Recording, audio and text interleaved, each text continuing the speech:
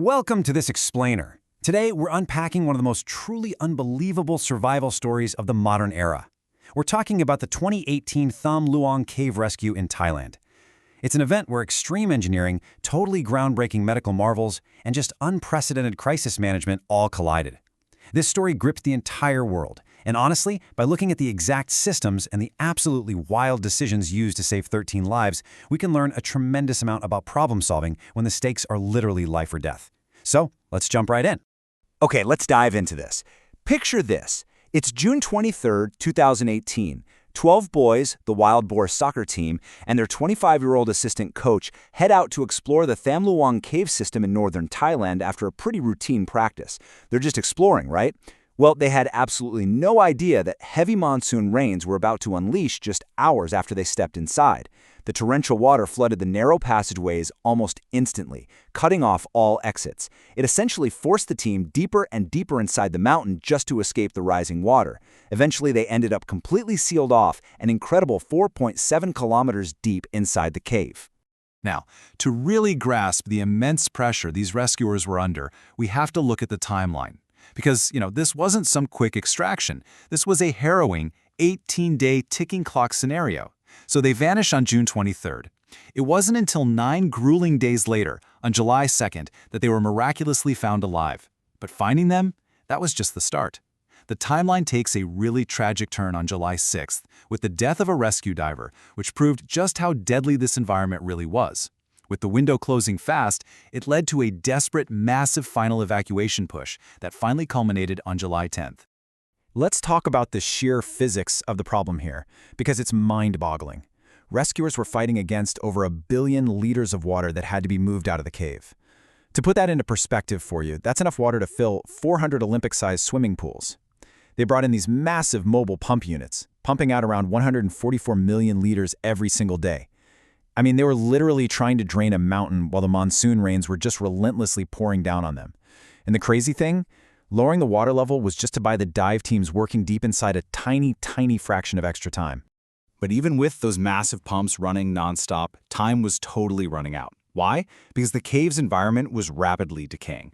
As hundreds of rescue workers flooded into the cave system to help, the actual air the boys were breathing was being eaten up. Think about it. Normal oxygen levels, like the air we're breathing right now, sit around 21%. But inside that tiny chamber with the boys, oxygen had plummeted down to 15%.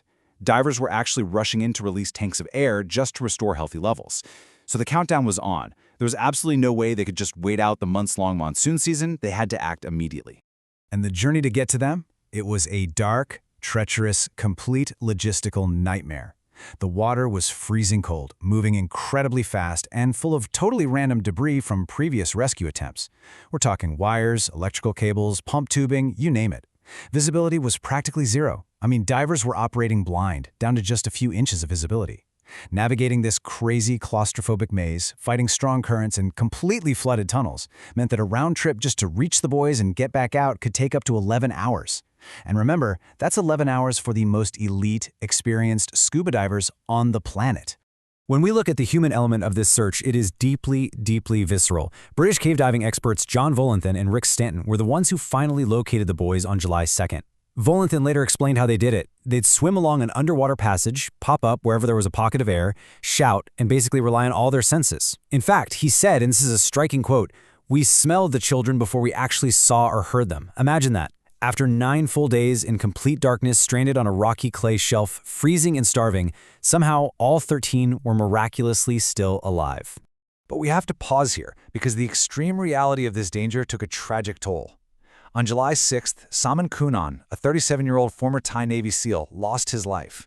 He was heading back after placing these absolutely essential air tanks along the 3.2-kilometer route to the boys when he tragically lost consciousness from a lack of air. His dive buddy tried everything to revive him, but just couldn't. His sacrifice really grounds this whole story. It proved, without a shadow of a doubt, that if a highly trained, adult, former SEAL couldn't survive that swim, those starving boys were in unimaginable danger. So what do? Drilling through the mountain? Failed. Pumping out the water? Failing. And teaching weak, terrified, starving kids how to scuba dive out? Way too risky. If just one child panicked mid-dive in zero visibility, it would be a death sentence. They were out of good options. Enter Dr. Richard Harris. He's an Australian anesthesiologist and a cave diving specialist, and he was brought in to execute what was basically the ultimate Plan Z. They were going to have to carry the boys out underwater, completely sedated. No one had ever done anything like this before. Now, what's really interesting about this slide is the incredibly complex medical cocktail Dr. Harris put together for this nightmare environment. Remember, there are no medical textbook guidelines for anesthetizing children in a freezing, flooded cave with 0 vital signs monitors. So here was the plan. First, the boys were given oral alprazolam, better known as Xanax, just to calm their extreme anxiety. Next up, an injection of ketamine to knock them out.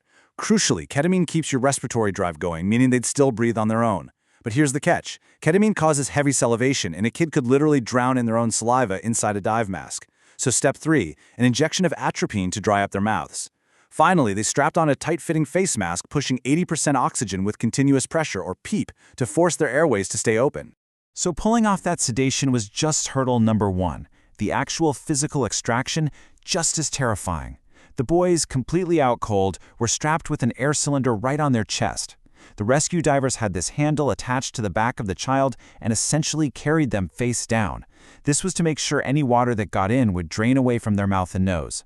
The rescuers actually described maneuvering these boys almost like carrying a shopping bag. If a passage was super narrow and deep, the diver would hug the child tight to their chest. If it was low and wide, they'd hold them out to the side. The boys were constantly clipped to the diver, so if they accidentally got separated in the murky water and bubbles, the diver wouldn't lose them in the dark. But look, this was not some clean clinical hospital procedure. Things went wrong in the pitch black. During one of the extractions, Dr. Harris reported a terrifying moment where a boy was actually over-sedated and stopped breathing properly after the initial dose. Dr. Harris had to stop everything, wait with this unconscious boy for 30 minutes, literally sitting in the mud and sand, holding the kid's airway open until he recovered enough to keep going. Imagine that pressure. Titrating potent medications on the fly, hundreds of feet underground, without a single heart monitor, it required just an unbelievable level of extreme calm and medical mastery. And while all this crazy, intense trauma is playing out underwater, there was a literal army operating on the surface. We're talking an estimated 10,000 personnel involved in this rescue. To break that down, over 100 of the world's most elite specialist divers, 900 police officers, 2,000 soldiers, and thousands upon thousands of local volunteers who showed up to cook food, provide first aid, and just help out however they could. It was this incredible global coalition from 13 different countries, all converging on this one single, muddy cave entrance right in the middle of the jungle. But as you might guess, coordinating a sudden army of 10,000 people is a monumental headache. According to reports from the Thai Cave Rescue Symposium, command and control was highly complex. You have to realize, there wasn't some single dedicated multinational headquarters calling the shots. The Royal Thai Army was officially leading it, sure, but you had these civilian diving hobbyists essentially dictating military tactical plans because, well, they were literally the only ones on Earth who knew how to pull this off. The report pointed out that there wasn't even a designated dive commander tracking who was too exhausted to swim. Everyone was just running on adrenaline, barely sleeping, dodging the massive media camps, and pushing themselves to their absolute physical and mental breaking points. So the crucial point is the sheer audacity and the ultimate success of this entire operation. I mean, the medical plan was so insanely risky that the Thai government actually granted Dr. Harris and his 2 medical assistants full diplomatic immunity just in case a child died during the extraction. But against all odds, through totally improvised solutions, crazy cross-discipline teamwork between hardcore military operators and civilian divers, and just sheer willpower, the impossible actually happened.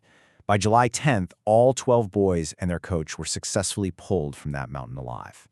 Now, obviously, most of us aren't cave divers, but we can pull some incredibly profound crisis management lessons from this that apply directly to our own lives. Dr. Harris's anesthesiology mindset works for almost any high-stress environment. Number 1, you always need a backup plan. Plan A, Plan B, all the way down to Plan Z. You have to build in redundancy. Number 2, you have to adapt to the reality in front of you. When the parameters change, throw the textbook out the window.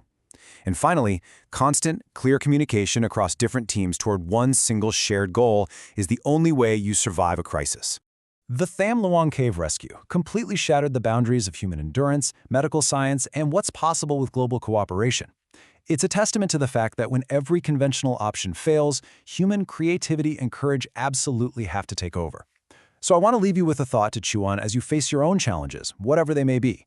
When your standard playbooks fail, when the pressure is mounting and the waters are rising, what is your plan Z?